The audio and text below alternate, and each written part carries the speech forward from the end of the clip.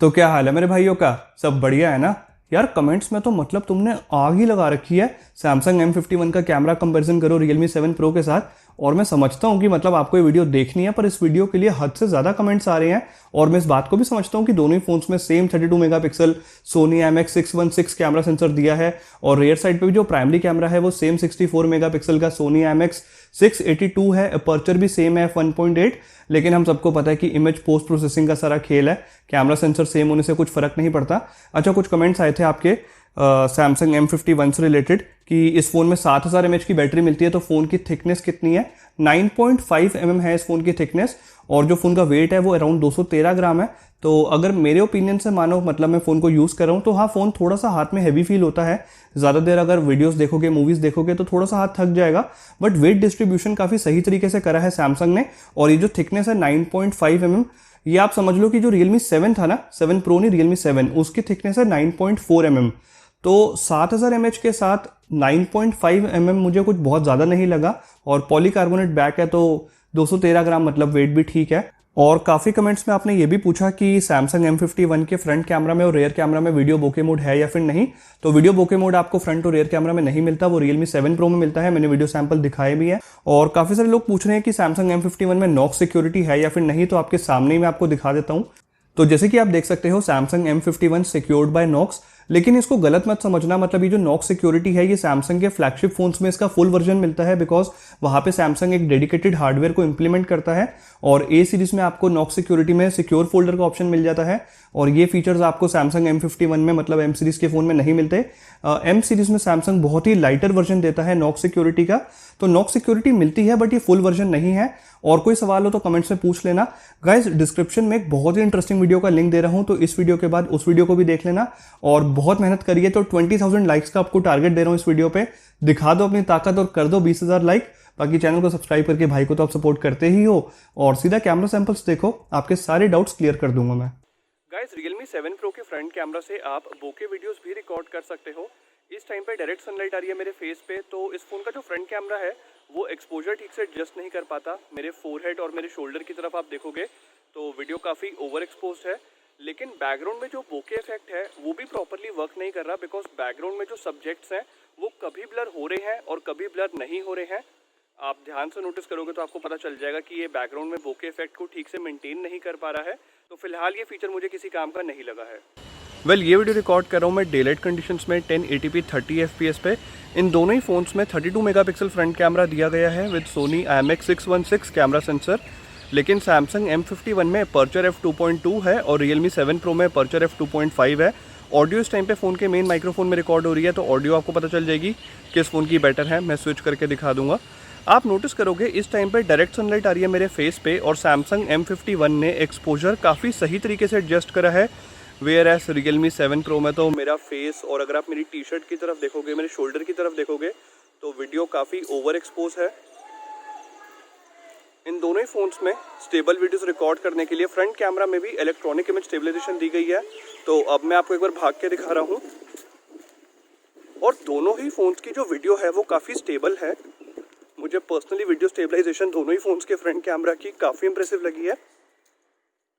अब चलते हैं एक बार लो लाइट कंडीशंस में और देखते हैं कि किस फ़ोन की वीडियो क्वालिटी बेटर आती है। So lights of.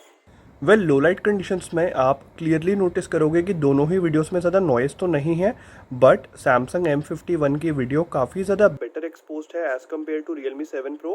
और मुझे पर्सनली सैमसंग की वीडियो क्वालिटी बेटर लगी है लो लाइट में। अब मैं आपको कुछ सेल्फीज दिखाता हूँ जो मैंने डिफरेंट लाइटिंग में कैप्चर करी है। ये कुछ सेल्फीज जब मैंने कैप्चर करी तो डायरेक्ट सनलाइट आ रही थी मेरे फेस पे। आप नोटिस करोगे दोनों ही पिक्चर्स में बैकग्राउंड में जो हाइलाइट्स हैं वो वेल मेंटेन्ड है। तो दोनों ही फोन के फ्रंट कैमरास डायनामिक रेंज अच्छी कैप्चर कर लेते हैं। लेकिन जो स्किन टोन्स हैं वो ज़्यादा नेचुरल देखने को मिली है सैमसंग M51 में। Realme 7 Pro की इमेज में थोड़ी सी पिंकिश टोन देखने को मिली है, इवन दो दोनों ही फोन्स में मैंने ब्यूटी मोड को ऑफ कर दिया था।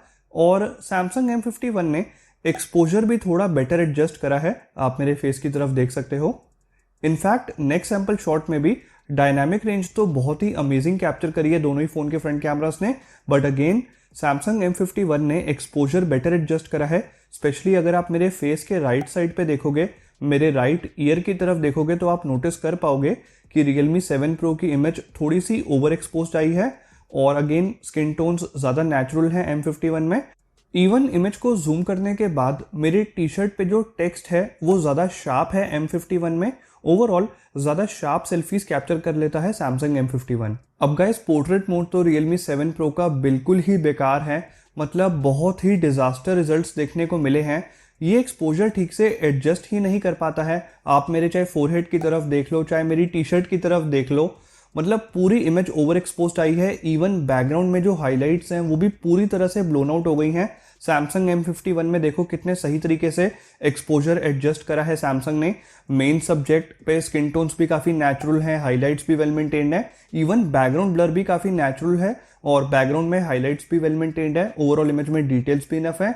मैंने 2 दिन पहले Realme 7 के भी कैमरा कंपैरिजन वीडियो में आपको बताया था कि डे लाइट में Realme 7 का फ्रंट कैमरा और रेयर कैमरा एक्सपोजर ठीक से एडजस्ट नहीं कर पाता है, स्पेशली पोर्ट्रेट मोड में। तो आप मुझे नीचे कमेंट्स में कह रहे थे कि ये बात किसी और यूट्यूबर ने तो बताई ही नहीं। देखो चीज़ों को छुपाना बहुत आसान होता है। डायरेक्ट सनलाइट में ये लोग फोटोज कैप्चर करते ही नहीं है और सच बताने का दम तो इनकी तशरीफ में है ही नहीं। और मैं अपनी वीडियोस में भाइयों को सब कुछ सच सच बताने की कोशिश करता हूँ। यही रीजन है कि मुझे रिव्यू यूनिट नहीं मिलते और मैं बहुत खुश हूँ इस बात से कि मैं खुद परचेस करके एटलीस्ट आप सबको सच तो बता पा रहा हूँ। तो अगर मुझ पर भरोसा करते हो तो ही आगे की वीडियो देखना। मैंने ये इमेज लो लाइट में इन दोनों ही फोन के कैमरा से ऑटो मोड से कैप्चर करी है। आप क्लियरली नोटिस करोगे कि Samsung M51 की इमेज बेटर एक्सपोज्ड है। ओवरऑल दोनों ही पिक्चर्स में थोड़ी नॉइस तो है, लेकिन Samsung M51 की इमेज में डिटेल्स बेटर हैं। इवन नाइट मोड अनेबल करने के बाद नो डाउट Realme 7 Pro की भी इमेज क्वालिटी थोड़ी सी इंप्रूव हुई है, इमेज बेटर एक्सपोज्ड आई है। स्टिल Samsung M51 की इमेज बेटर एक्सपोज्ड भी है और ओवरऑल जो कलर कॉन्ट्रास्ट है वो भी वेल मेंटेन्ड है। लेकिन फ्लैश ऑन करने के बाद Realme 7 Pro की इमेज में मेरे फेस के साथ बैकग्राउंड भी लाइट अप हुआ है। तो फ्लैश ऑन करके आप ज़्यादा इंप्रेसिव सेल्फीज कैप्चर कर सकते हो Realme 7 Pro से। गाइस Realme 7 Pro के रेयर कैमरा से भी आप बोके वीडियोस रिकॉर्ड कर सकते हो और इस टाइम पे डायरेक्ट सनलाइट आ रही थी मेन सब्जेक्ट पे, लेकिन एक्सपोजर प्रॉपरली एडजस्ट कर लेता है इस फोन का रेयर कैमरा और जो बैकग्राउंड में बोके इफेक्ट है वो भी वेल मेंटेन्ड है। तो ये क्वालिटी मेरे को ठीक लगी है। डिटेल्स थोड़ी सी और बेटर हो सकती थी बट मैं ज़्यादा कंप्लेन नहीं करूँगा, प्राइस कम है फ़ोन का। ये वीडियो रिकॉर्ड करी है मैंने डे लाइट कंडीशंस में ही 1080p 30 fps पे और डायनामिक रेंज दोनों ही फ़ोन के कैमरास ठीक से कैप्चर कर लेते हैं, लेकिन ओवरऑल जो कलर कॉन्ट्रास्ट है वो मुझे Samsung M51 की वीडियो का बेटर लगा है। एक्सपोजर एडजस्ट करने में भी दोनों ही फ़ोन के कैमरा ज़्यादा टाइम नहीं लेते हैं। इवन डे लाइट में मैंने कोई फोकस हंटिंग इश्यूज नोटिस नहीं करे हैं, ऑटो फोकस प्रॉपरली वर्क कर रहा है। स्टेबल वीडियोस रिकॉर्ड करने के लिए इलेक्ट्रॉनिक इमेज स्टेबलाइजेशन दोनों ही कैमरास में दी गई है, लेकिन मैं भाग रहा था इस टाइम पे। ओवरऑल जो वीडियो स्टेबलाइजेशन है वो Realme 7 Pro की काफ़ी इंप्रेसिव है। Samsung M51 में थोड़ी सी जिटरीनेस मैंने नोटिस करी है। गाइज ये मैक्रो शॉट्स मैंने इन दोनों ही फोन्स के प्राइमरी कैमरा से ही कैप्चर करे हैं। आप नोटिस करोगे दोनों पिक्चर्स में कलर कॉन्ट्रास्ट का थोड़ा सा डिफरेंस है। Realme 7 Pro में थोड़े से म्यूटेड कलर्स, थोड़े से डल कलर्स देखने को मिले हैं और Samsung M51 में थोड़े से ओवर सैचुरेटेड कलर्स हैं। मुझे पर्सनली Samsung की इमेज का कलर कॉन्ट्रास्ट बेटर लगा है। नेक्स्ट सैंपल शॉट में बैकग्राउंड में जो बोके इफेक्ट है, ओवरऑल बैकग्राउंड में जो हाइलाइट्स हैं वो वेल मेंटेन्ड है M51 में। Realme 7 Pro में तो मतलब बैकग्राउंड में हाइलाइट्स ब्लोन आउट ही हो गई हैं।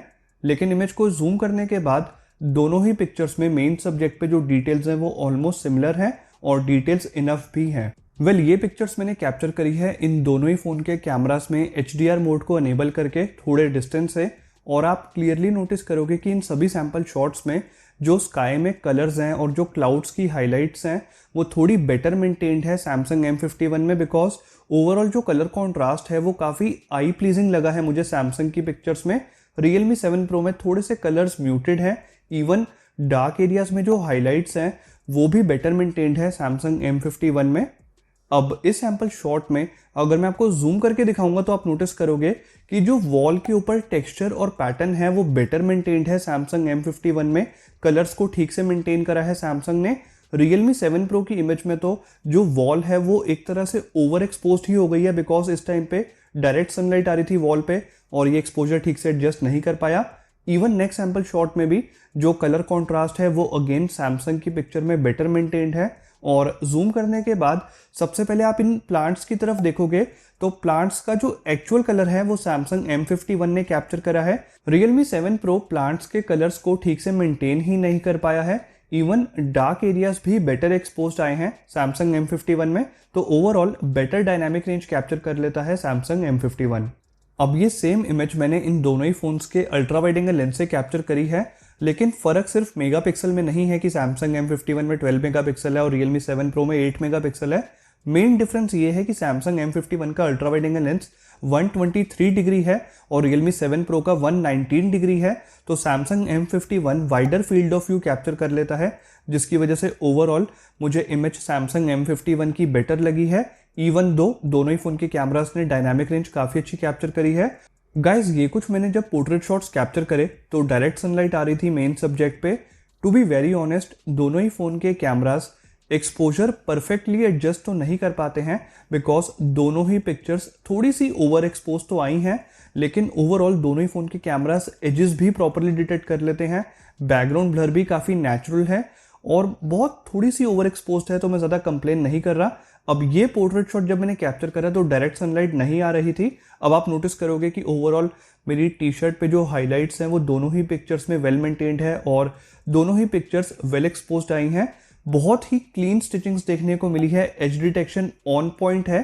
तो पोर्ट्रेट शॉट्स काफी बढ़िया हैं, बस जब डायरेक्ट सनलाइट आती है तो थोड़ी सी इमेज दोनों ही फोन्स की ओवर एक्सपोज्ड आती है, बाकी डिटेल्स दोनों ही पिक्चर्स में इनफ है। लो लाइट में वीडियो रिकॉर्ड करते टाइम मैंने नोटिस करा कि दोनों ही वीडियोस में नॉइस तो है, लेकिन अगर मैं साइड बाय साइड कंपेयर करूं तो Realme 7 Pro की वीडियो में नॉइस ज़्यादा है। इनफैक्ट सैमसंग M51 की वीडियो स्लाइटली बेटर एक्सपोज्ड भी है, Realme 7 Pro की वीडियो थोड़ी सी अंडर एक्सपोज्ड आई है। गाइस लो लाइट में इन दोनों ही फ़ोन के कैमरास काफ़ी अच्छा परफॉर्म करते हैं। ये इमेज मैंने ऑटो मोड से कैप्चर करी है। जैसे ही मैंने नाइट मोड इनेबल करा तो मैंने नोटिस करा कि दोनों ही फ़ोन के कैमरास इमेज थोड़ा क्रॉप करके कैप्चर करते हैं, इमेज थोड़ी सी जूम हो जाती है, लेकिन नाइट मोड ऑन करते ही दोनों ही पिक्चर्स बेटर एक्सपोज्ड आई हैं as compare to auto mode और दोनों ही पिक्चर्स में नॉइस भी रिड्यूस हो गई है।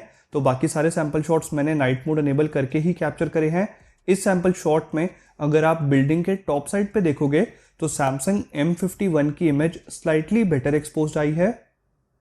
अब इस सैंपल शॉट में आप नोटिस करोगे Realme 7 Pro की इमेज में जो डार्क एरियाज हैं वो थोड़े अंडर एक्सपोज्ड आए हैं और जो ब्राइट एरियाज हैं वो थोड़े ओवर एक्सपोज्ड आए हैं। वेयर एज सैमसंग M51 ने ओवरऑल एक काफी बैलेंसली एक्सपोज्ड पिक्चर कैप्चर करी है। तो ओवरऑल सैमसंग M51 का कैमरा लो लाइट में बेटर परफॉर्म करता है, बिकॉज ये इमेज भी सैमसंग M51 की बेटर एक्सपोज्ड आई है। और मैं उम्मीद करता हूं इस पूरी वीडियो को देखने के बाद आपको समझ आ गया होगा कि अगर ओवरऑल देखें तो सैमसंग M51 का कैमरा बेटर परफॉर्म करता है as compare to Realme 7 Pro।